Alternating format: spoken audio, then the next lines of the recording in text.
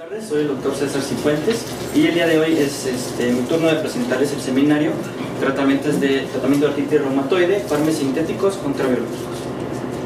Bueno, la estructura de mi presentación va a ser la siguiente. Primero voy a mencionar algo de la historia de la artritis reumatoide, luego con la ayuda de un video trataré de explicarles la fisiopatología de esta enfermedad. Posteriormente les mencionaré cuáles son las terapias que se recomiendan actualmente según las diversas guías de tratamiento de las sociedades de reumatología y abordaré aspectos como qué hacemos con los pacientes cuando diagnosticamos la enfermedad, cuál es el tratamiento inicial que debemos de dar y qué pasa, cuál es la siguiente estrategia que hacemos cuando los pacientes no responden al mismo.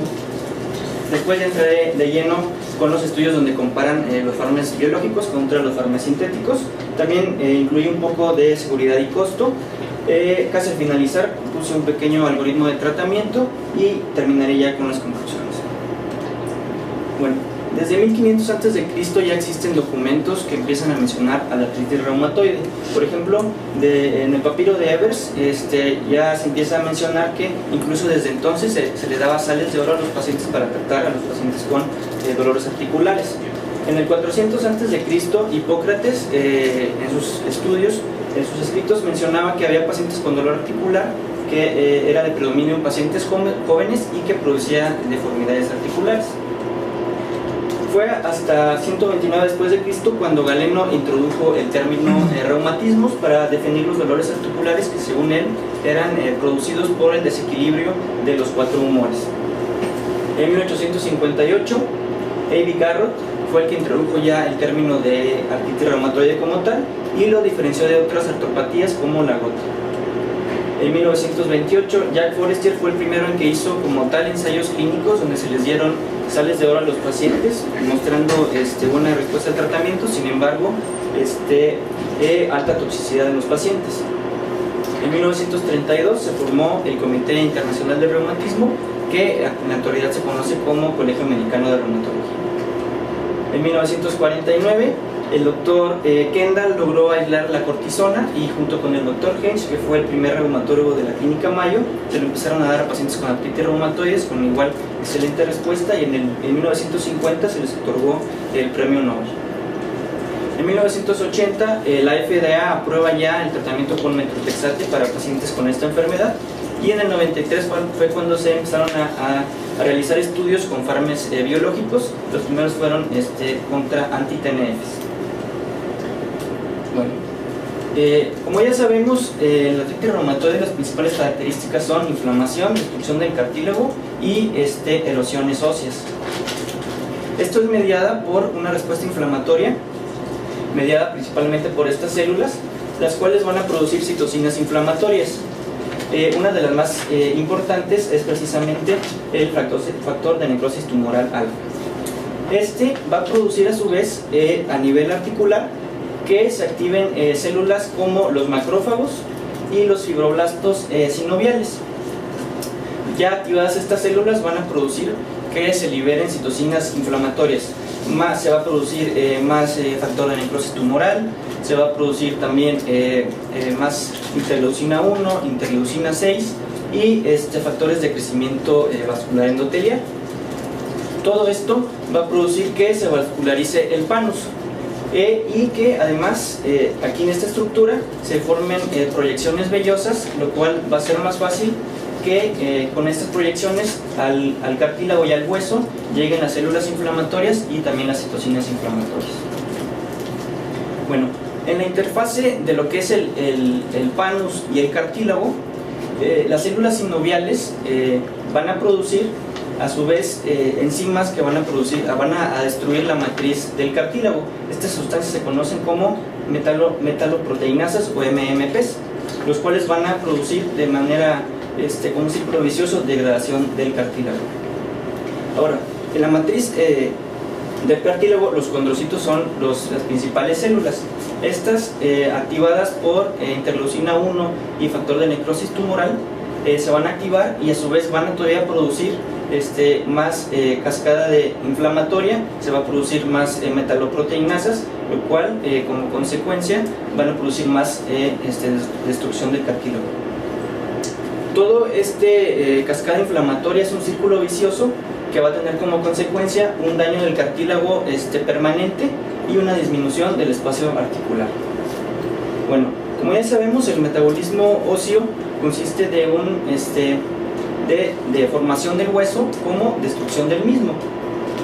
En presencia de un aumento de factor de necrosis tumoral, en la médula ósea los monocitos se van a diferenciar hacia osteoclastos, y además también el factor de necrosis tumoral ya en la articulación va a producir que los osteoclastos maduren junto con el RANK ligando y se maduren y además se activen para producir como resultado las erosiones óseas. Entonces el TNF va a producir activación ya sea indirecta en la médula ósea como directa ya en las articulaciones de los osteoclastos para producir erosiones óseas. Este artículo más que nada lo incluí para explicar brevemente la fisiopatología de esta enfermedad y también para que conocieran el mecanismo de acción de algunos de los fármacos biológicos con los que voy a tratar a continuación. Bueno, estos son los criterios de clasificación, no diagnósticos, sino de clasificación del ACR EULAR del 2010, que a diferencia de los del 87, estos pueden diagnosticar a pacientes en estadios más tempranos. Se considera que 6 o más puntos son necesarios para que nosotros clasifiquemos a nuestro paciente con artritis reumatoide, y que se considera que esos 6 o más puntos los pacientes se ven beneficiados de recibir fármacos. Si en algún momento los pacientes no cumplen todos los 6 puntos, se pueden volver a reevaluar, que son acumulables en el tiempo. Bueno, ¿cuáles son los objetivos que tenemos que trazarnos en nuestros pacientes con artritis reumatoide? Primero que nada es diagnosticar temprano a nuestros pacientes y iniciarles el tratamiento. Todo para evitar que los pacientes sufran daño articular, que se produzca incapacidad en nuestros pacientes y que esto no vaya a impactar en la calidad de vida de los mismos. ¿Cómo lo vamos a lograr? Bueno, estas son las últimas recomendaciones actuales publicadas en este año por la EULAR, donde mencionan, como ya les comenté, iniciar FARME lo más pronto posible. Hay que establecer unos metas de llevar al paciente a remisión o actividad baja, utilizando las diversas escalas de medición de actividad de esta enfermedad. Hay que monitorizar frecuentemente a nuestros pacientes, uno a cada 3 meses, sobre todo al momento después del diagnóstico. Si el paciente ya está más controlado, ya puede ser un seguimiento no tan estricto, cada 6 meses.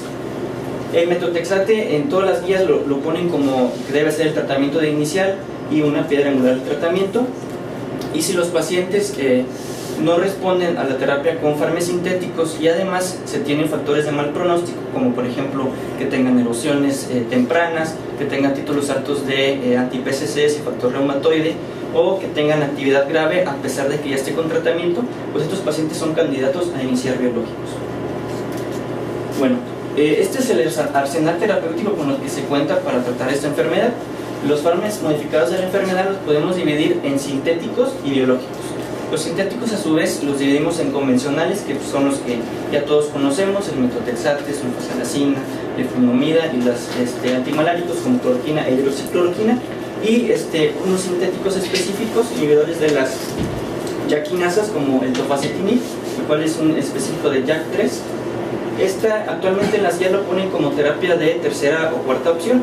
Sin embargo, en los últimos meses se han publicado estudios, por ejemplo en el New England, donde tiene una eficacia similar al metotrexate, por lo que probablemente en las siguientes guías ya lo ponen como terapia de segunda o tercera línea.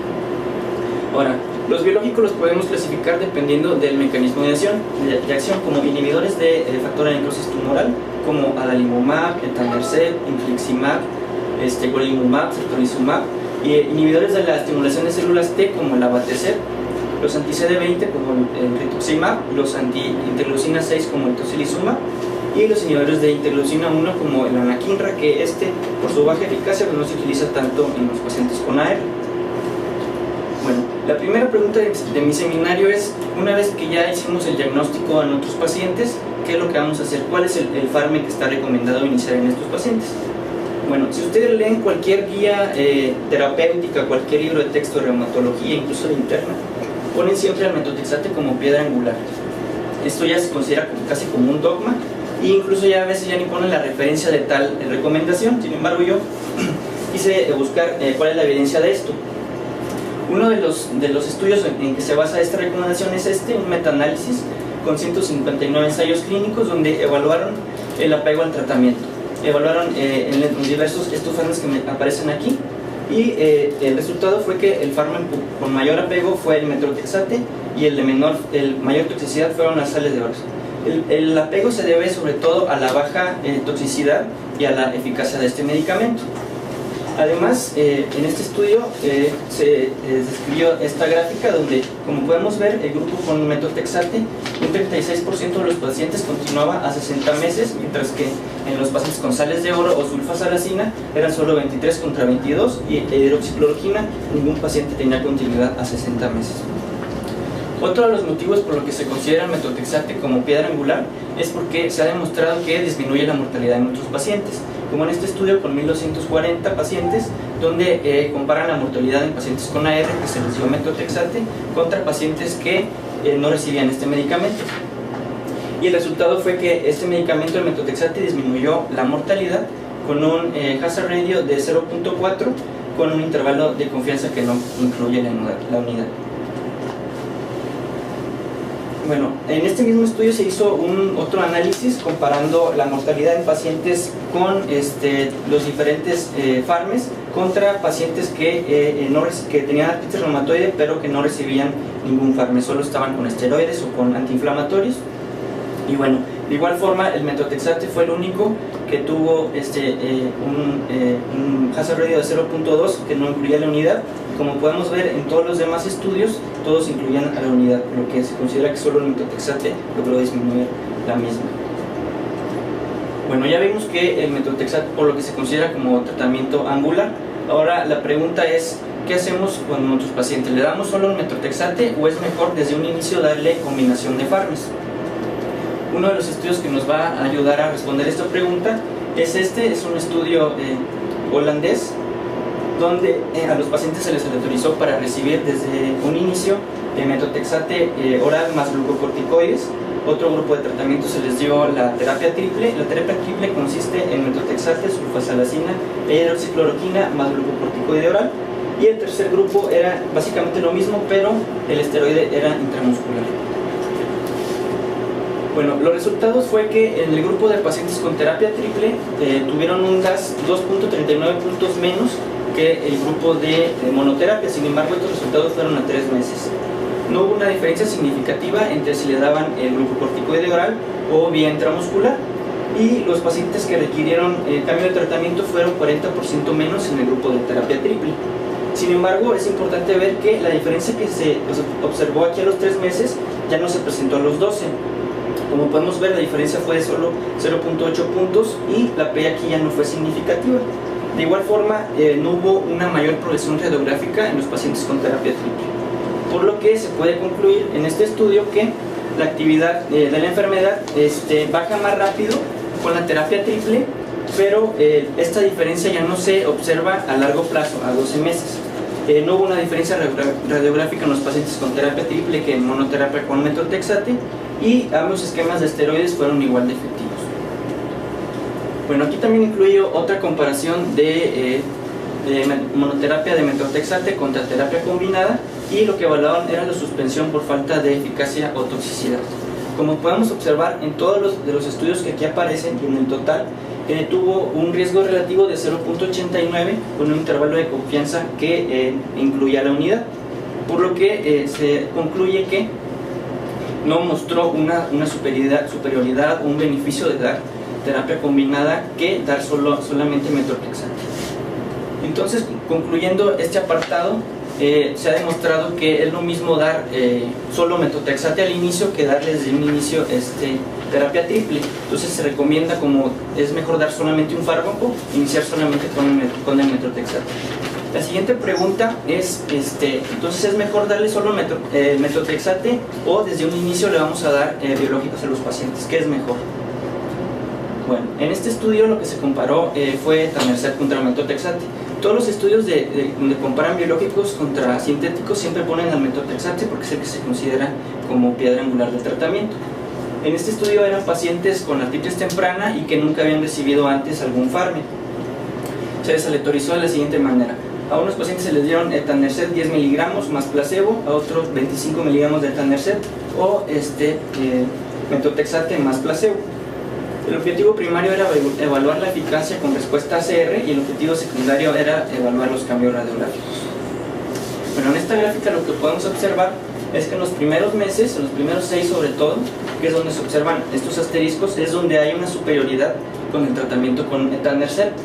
Y del lado derecho se desglosa la escala de Sharp, pero bueno, es importante mencionar que a los 12 meses la superioridad que había con el etanercept se pierde.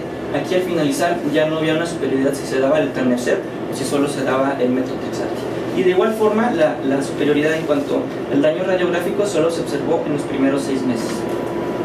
Por lo que se puede concluir que el etanercept, igual que la terapia triple, baja más rápido que solo dar metotrexate, pero con el paso del tiempo ya no hay una superioridad. Bueno, en este otro estudio lo que fue en pacientes con menos de 3 años de diagnóstico y tenían factores de mal pronóstico. Luego se le autorizaron a solo recibir metotrexate en monoterapia, metotrexate más etanercept, la terapia triple o el grupo STEP-UP, que más adelante les voy a decir en qué consistía este grupo. El objetivo primario era evaluar el DAS28 a las 12 y 24 meses y el secundario era evaluar el daño radiográfico utilizando la escala de Sharp. Bueno, aquí fue como se le autorizaron a un grupo de pacientes desde un inicio, se les dio ya sea metotrexate más etanercept o terapia triples, este era el grupo de tratamiento combinado, y a otros pacientes se les dio metotrexate en monoterapia y si a la semana 24 tenían un DAS28 menos de 3.2, los pacientes continuaban solo con el metotrexate. Si los pacientes tenían un DAS28 mayor a 3.2, entonces se volvían a aleatorizar para ya sea recibir metotrexate más etanercept o terapia triple. ¿Cuáles fueron los resultados? Bueno, en el grupo de que al inicio solo se les dio metotrexate, un 28% de ellos no requirió que se les aumentara la terapia combinada. Y en este 28% de pacientes presentaron menor progresión en el daño radiográfico, incluso que en los pacientes que al inicio se les dio terapia triple y terapia con el biológico. Ahora, era importante también evaluar qué pasaba con los pacientes que al principio no respondieron solo con el metotrexate y que se les tuvo que escalar a terapia combinada. Y como podemos observar, la diferencia entre estos dos solo se observó en los primeros 6 meses. Conforme pasó el tiempo, la diferencia en cuanto al DAS28 ya no fue significativa. El grupo de STEP-UP terminó con un DAS28 de 3.1 contra 2.9 en el grupo de terapia combinada, con una P no significativa. Y de igual forma no se observó una diferencia significativa en cuanto a la progresión radiográfica entre los pacientes que se les dio terapia combinada al inicio que los pacientes que primero se les dio metotrexate y tuvieron que escalárseles el tratamiento. Bueno, el siguiente biológico que comparo aquí es el adalimumab contra el metotrexate. Los pacientes se le autorizaron de la siguiente forma: fue adalimumab más metotrexate o las dos monoterapias, adalimumab 40 miligramos o solo el metotrexate vía oral. Los enlaces que evaluaron fueron los mismos que los pacientes del estudio previo, evaluaron el DAS28 y los cambios radiográficos en la escala Sharp. Bueno, estos fueron los resultados. Como podemos observar, el porcentaje de pacientes que alcanzó remisión con DAS28 fue similar cuando se compararon adalimumab contra metotrexate. Sin embargo, en este estudio se logró evidenciar que hay una superioridad cuando se da tratamiento combinado con adalimumab más metotrexate.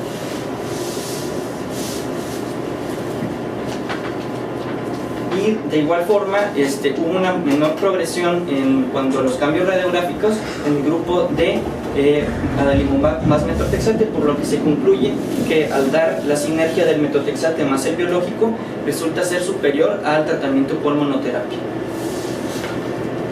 El siguiente biológico es el tocilizumab, una anti-interleucina 6 contra el metotrexate. Los pacientes se les autorizaron para recibir tocilizumab o metotrexate. El objetivo primario era evaluar la respuesta ACR20 en la semana 24 y el objetivo secundario era evaluarlo con el DAS28 BCG.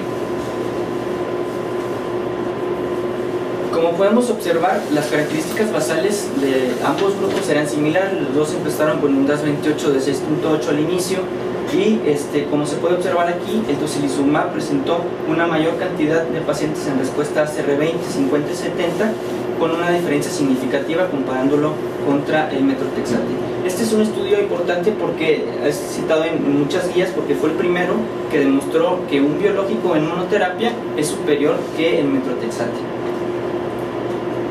Y además en este mismo estudio se hizo un subanálisis para ver si los resultados eran los mismos en pacientes que nunca habían recibido antes el metotrexate, y de igual forma el tocilizumab presentó superioridad en esta escala. También se hizo la evaluación con escala 228 por si la ACR no es tan específica, y de igual forma el tocilizumab presentó 33% de pacientes en remisión contra solo el 12% en pacientes con metotrexate, otra vez indicando una superioridad del tocilizumab. Sin embargo, es importante mencionar que los pacientes con el biológico presentaron 4 veces más riesgo de que se presentaran infecciones en la piel y también de que desarrollaran neutropenia grado 3, algo importante a comentar.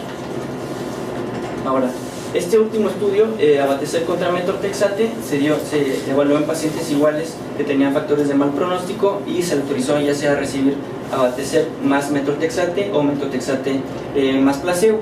Los desenlaces fueron igual: evaluar la escala DAS28, esta vez con PCR, y evaluar la progresión radiográfica con la escala Chart. Y de igual forma, como vimos en el estudio de adalimumab más metotrexate, aquí también la combinación del biológico más el metotrexate resulta ser superior a solo la monoterapia. Un 41% de los pacientes, comparado contra el 23%, obtuvo remisión en el DAS28 PCR. Y de igual forma, en cuanto a los cambios radiográficos, los pacientes con abatacept más metotrexate resultaron ser superiores. Bueno, la siguiente pregunta de mi seminario es: una vez que ya iniciamos a los pacientes con el metotrexate, pero si no responde, ¿qué es lo que debemos de realizar? ¿Le tenemos que dar terapia triple o ya iniciar con el biológico? Bueno, uno de los estudios que nos ayudan a contestar esta es este estudio sueco del Hospital de Karolinska, donde a los pacientes eran pacientes con artritis temprana. Primero les dieron 3 meses de tratamiento con metotrexate. Si no respondían, es decir, tenían un DAS28 mayor de 3.2, se le autorizaban para ya sea recibir terapia triple o terapia con metotrexate más infliximab. El objetivo primario era evaluar la buena respuesta EULAR. Esto significa que los pacientes disminuyeran el DAS28 1.2 puntos y que al finalizar el DAS28 sea menor de 3.2. Y el objetivo secundario era evaluar la respuesta ACR20, 50 y 70. Bueno, los resultados a 12 meses se publicaron en el Lancet en el 2009, y aquí se demostró que el metotrexate más infliximab era superior. Una mayor cantidad de pacientes tenían buena respuesta EULAR, 39 contra 25, con una P significativa.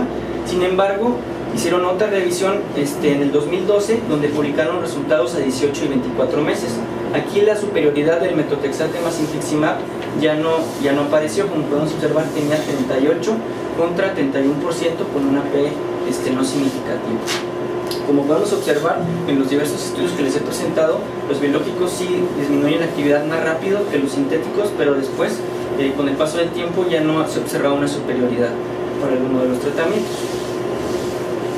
Y al igual que los pacientes con abatacept más metotrexate o adalimumab más metotrexate, aquí también metotrexate más infliximab logró demostrar que los pacientes tienen menor daño radiográfico que los pacientes con fármacos sintéticos.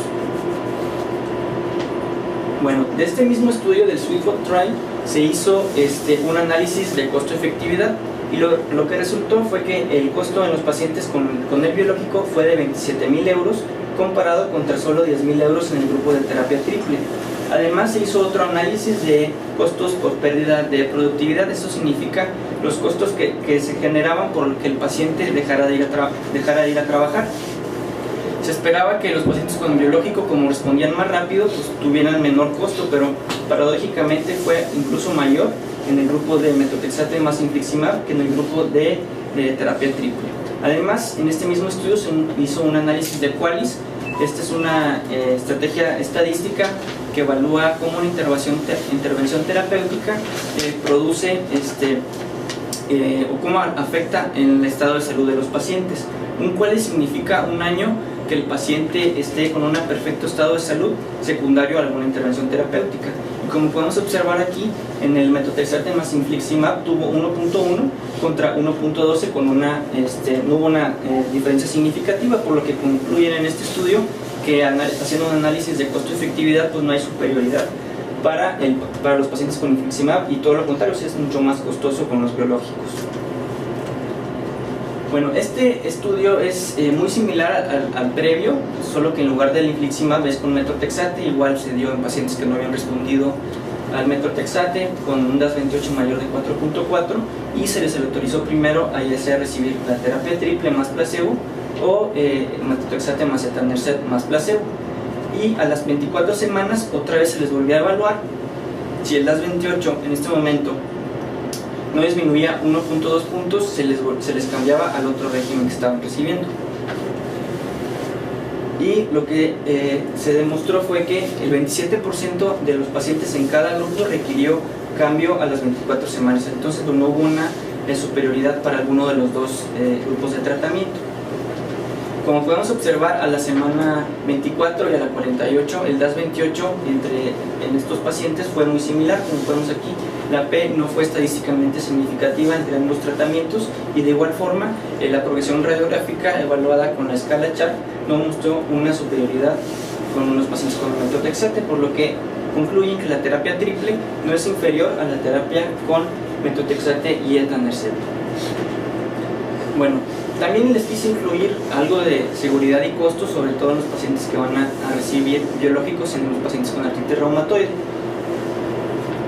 Bueno, como ya sabemos, la artritis reumatoide y otras enfermedades reumatológicas de por sí hacen a los pacientes más predispuestos a desarrollar infecciones. Como podemos ver aquí, la comparación de la población general con la población con AR hace que estos tengan más riesgo de desarrollar tuberculosis, pero si a los pacientes todavía se les expone a la terapia con anti-TNF, este riesgo se incrementa exponencialmente.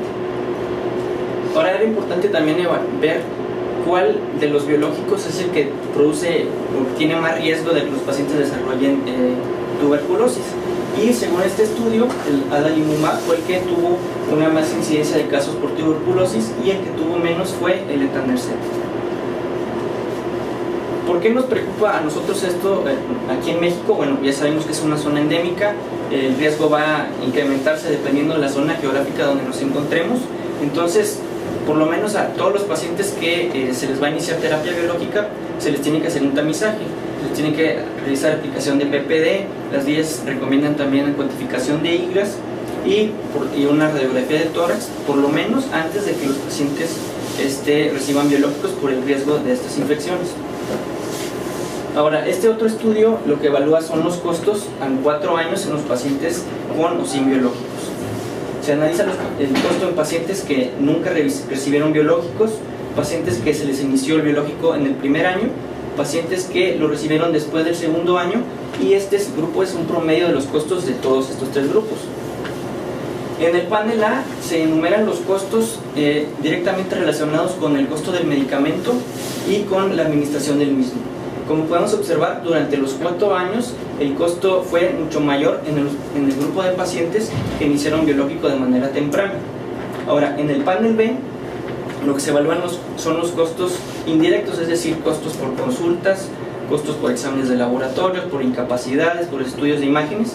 Y aquí donde se observó un mayor costo fue en los grupos de pacientes que recibieron el biológico de una forma más tardía. Y esto se puede explicar porque estos pacientes, como no respondieron primero a los FARMES, tuvieron que ir a consultas más frecuentemente, tuvieron que realizarse más estudios de laboratorio. Bueno, y también concluye en este estudio que el costo anual de los pacientes sin biológico fue de 1.922 euros comparado contra 14.791 euros. Es decir, tuvo un costo casi 8 veces superior en los pacientes que recibieron biológicos.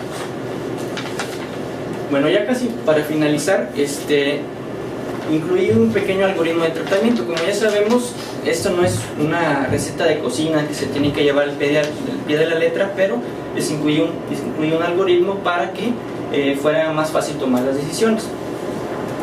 Bueno, una vez de que ya realizamos un diagnóstico clínico de nuestro paciente, que tiene los criterios de clasificación, tenemos certeza de que tiene esta enfermedad, lo que sigue es iniciar lo más rápido posible los FARMES.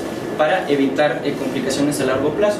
Como ya les mencioné, los diversos estudios que incluí en mi seminario, el iniciar metotrexate monoterapia o iniciar combinación de fármacos parece tener una efectividad similar, por lo que es mejor dar un tratamiento más simple, y en todas las guías de tratamiento siempre ponen inicia solo con metotrexate en monoterapia. Se puede dar vía oral, también se puede dar por vía intramuscular o subcutánea, que incluso esta es una forma más barata de tratar a nuestros pacientes. Ahora, también se recomienda iniciar con dosis bajas de esteroides, menos de 7.5 miligramos a corto plazo, es decir, menos de 6 meses. Hay que suspender los esteroides lo más pronto posible. Ahora, como ya hemos visto, hay muchos estudios donde comparan al metotrexate con efrunomida y se ha demostrado tener una eficacia muy similar, incluso también en la seguridad. Sin embargo, uno de los motivos por lo que sigue el metotrexate siendo el tratamiento angular es por el costo. Un frasco de 500 miligramos de metotrexate que un paciente con una dosis tope de 25 miligramos le dura alrededor de 5 meses al paciente, tiene un costo de 800 pesos para 5 meses. Y la leflunomida, una caja de 30 pastillas tiene un costo aproximado de como de 1.500 pesos. Entonces sí es mucho mayor, casi el doble en el grupo de leflunomida, por eso el metotrexate sigue siendo el tratamiento de elección. Estos se pueden utilizar si el paciente tiene alguna contraindicación para el mismo, y hay que, como les comenté, evaluar a nuestros pacientes de manera cercana, cada 3 o cada 6 meses. Si el paciente está en remisión, podemos continuar el tratamiento, incluso más adelante ir a empezar a disminuir las dosis. Si nuestro paciente no alcanza la remisión, lo que sigue es la fase 2. La fase 2 es, como ya les comenté, lo que se recomienda cuando el paciente no responde a metotrexate es iniciar terapia combinada. Idealmente se puede agregar los esteroides. Igualmente tenemos que volver a evaluar a nuestros pacientes cada 3 o cada 6 meses, y lo que mencionan las guías es que si el paciente no responde y si además tiene factores de mal pronóstico, esto se los vuelvo a repetir, valores de anti-PCCs y factor reumatoide alto, presencia de erosiones tempranas en nuestros pacientes, o que tenga un daño grave a pesar del tratamiento, aquí ya estaría indicado indicar el tratamiento con los biológicos. Los más recomendados son los inhibidores de anti-TNF, el abatacept, el tocilizumab, y volver otra vez a evaluar a nuestro paciente. Si no alcanza metas, las guías, como les comenté, recomiendan cambiarle a otro biológico, modificar el fármaco sintético o agregar el tofacitinib. Lo ponen a este fármaco, inhibidor de las JAK quinasas, como tercera o cuarta opción, pero como les dije al inicio, hay estudios más recientes que han mostrado eficacia similar al metotrexate, por lo que probablemente en la guía del 2015 ya lo pongan como terapia de segunda o de tercera opción acá. Y bueno, ya para concluir, como les comenté, siempre es importante realizar un diagnóstico temprano y iniciar con los fármacos lo más pronto posible. El metotrexate, después de 30 años que fue aprobado por la FDA, continúa siendo el tratamiento angular y el tratamiento que debemos iniciar primero en los pacientes con artritis reumatoide. La terapia triple ha mostrado tener una eficacia similar incluso que la terapia biológica, y se puede indicar como terapia de segunda elección. Ahora, los biológicos, debido a su costo y los riesgos de infección, por ejemplo de tuberculosis en los anti-TNF, se consideran como terapias de segunda o de tercera línea, no iniciar al momento del diagnóstico ya con los biológicos, sobre todo por el costo y el riesgo de infecciones. Ahora, la respuesta con los biológicos, como les presenté en los diversos estudios, se alcanza más rápido con estos, pero con el transcurso del tiempo la superioridad ya no se pierde comparado contra los fármacos, y el efecto es superior cuando el biológico se da junto con el metotrexate. Bueno, el tratamiento debe ser individualizado para cada paciente. Esto quiere decir que no hay que seguir el tratamiento con una receta de cocina. Cada paciente va a ir respondiendo diferente a cada tipo de fármaco. Unos no van a tolerar el metotrexate, van a requerir alguna otra alternativa, y no se debe tomar partido sobre las distintas estrategias de tratamiento. Con esto me refiero a que no debemos nada más dar tratamiento con fármacos sintéticos y decir que los biológicos, pues, satanizar a este grupo de medicamentos. O sea, si el paciente en un momento dado requiere de este medicamento y tiene la posibilidad de adquirirlo, pues hay que indicarlo, ¿no? Y a pesar de que cada año van saliendo más fármacos biológicos, desafortunadamente cada vez el costo es más incrementado y no va disminuyendo a pesar de que salen más, por lo que hace que el costo de la artritis reumatoide sea, hay muchos estudios donde comparan el tratamiento de la artritis reumatoide contra la diabetes mellitus, e incluso es mayor en los pacientes con artritis reumatoide a pesar de todas las complicaciones quirúrgicas de la diabetes mellitus. Y hace 20 o 30 años, cuando no había muchas alternativas de tratamiento o muchas herramientas para tratar a estos pacientes, los pacientes se deformaban incluso ante los ojos de los reumatólogos. Sin embargo, actualmente, con todos los tratamientos con los que se cuentan, todas las estrategias, pues es un desenlace que ya no deberíamos de ver ahora ni a futuro. Y con eso concluyo mi seminario. Gracias. Yo creo que tus conclusiones son muy acertadas en relación a cómo presentaste y cómo pudiste o no contestar las preguntas que te hiciste, sobre todo porque la información que está totalmente disponible no te permite decir si sí o si no el uso de biológicos, ¿no? Pero sí creo que aún, y con lo que comenta el doctor Arce respecto a que hay gente que defiende mucho el uso de estos agentes, o sea, no hay presupuesto en ningún país que alcance para sostener tal carga de tratamiento. Incluso el mismo Volonnoven dice que, o bueno, la intención es que en algún momento se utilice la terapia como de inducción en los episodios más agudos o de actividad más importante, más grave, y después explorar si se puede reducir la dosis o suspender el tratamiento. Son cosas que se han intentado en un par de estudios. No sé si sepas algo acerca de esto. Bueno, lo que revisé es que sí, o sea, los biológicos se inducen a remisión más rápido que los fármacos sintéticos, pero después hay problemas, o sea, no hay muchas guías que te digan cómo empezar a desescalar los biológicos, cómo quitarlos, cuál vamos a quitar primero, el sintético o el biológico. Entonces no se sabe, o sea, bien cuál es la mejor estrategia después de que induces con remisión a los pacientes con biológicos. De lo que... Sí, hay como muy poquitos, o sea, si acaso habrá como dos. Uno es el estudio PRESERVE, en el cual participa incluso Fedra. Dice que después de haber mantenido la remisión durante 6 meses en pacientes que habían sometido a tratamiento biológico, los induce durante 6 meses y todos los que entran los divide en 3 grupos: los que mantienen la misma dosis de letanercept con el metotrexato, los que la disminuyen al 50% o los que lo suspenden. Y el problema es que la mayor parte de los que lo suspenden y algunos que lo reducen a la mitad requieren nuevamente ajuste de la terapia porque incrementa la actividad, ¿no?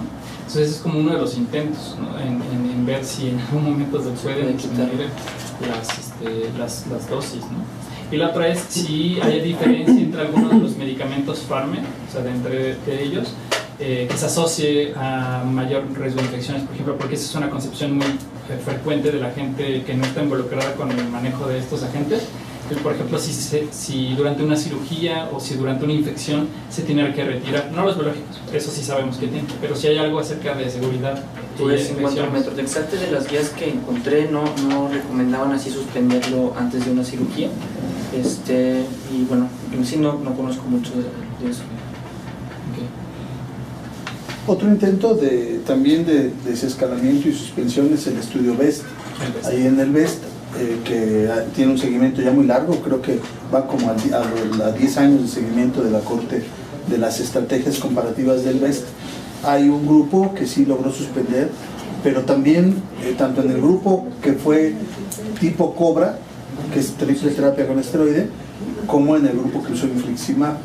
Y pues es que, bueno, eso es una fortuna para todos nosotros. La artritis reumatoide es una enfermedad heterogénea, que cada individuo se comporta de forma particular, y eso pues, obliga a que el reumatólogo sea necesario o más bien indispensable en la atención de estos pacientes. Entonces, el cartílago permanente y una disminución del espacio articular. Bueno, como ya sabemos, el metabolismo óseo consiste de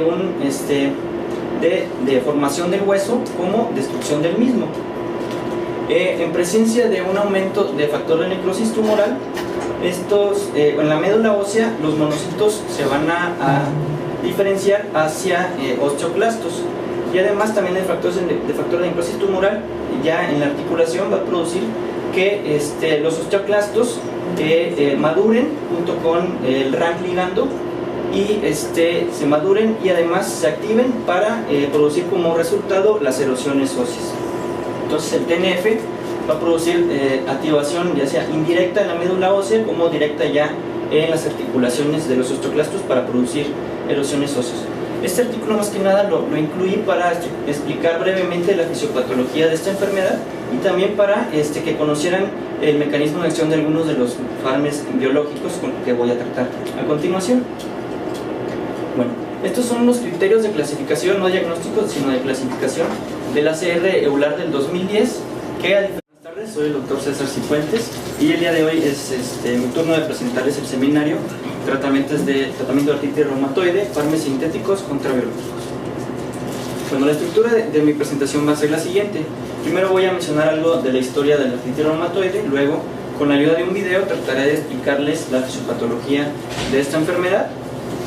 Posteriormente les mencionaré cuáles son las terapias que se recomiendan actualmente según las diversas guías de tratamiento de las sociedades de reumatología y abordaré aspectos como qué hacemos con los pacientes cuando diagnosticamos la enfermedad, cuál es el tratamiento inicial que debemos de dar y qué pasa, cuál es la siguiente estrategia que hacemos cuando los pacientes no responden al mismo.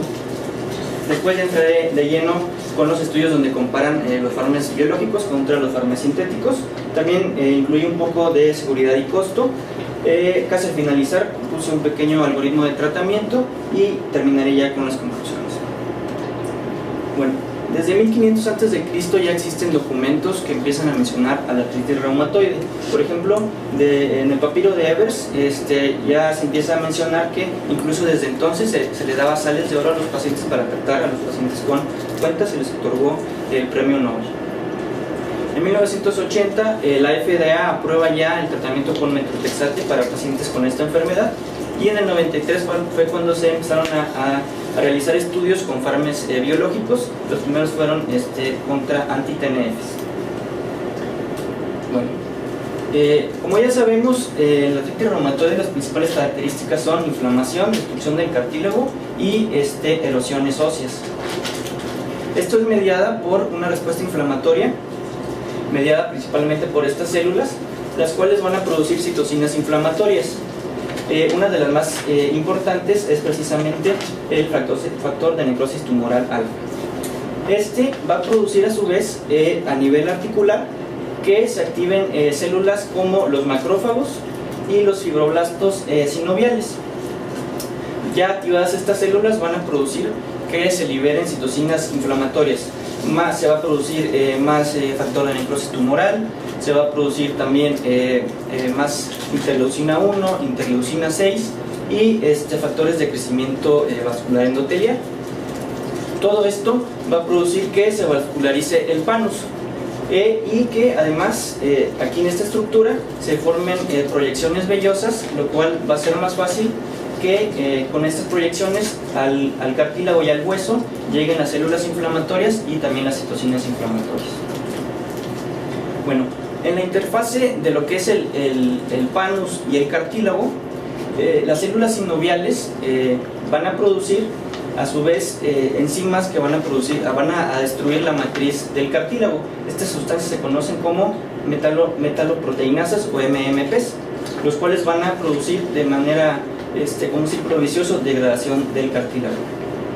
Ahora, en la matriz del cartílago, los condrocitos son las principales células.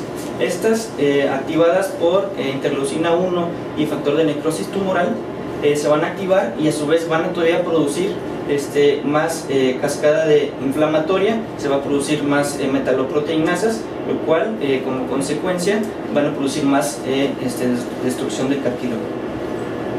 Todo cascada inflamatoria es un círculo vicioso que va a tener como consecuencia un daño de dolores articulares.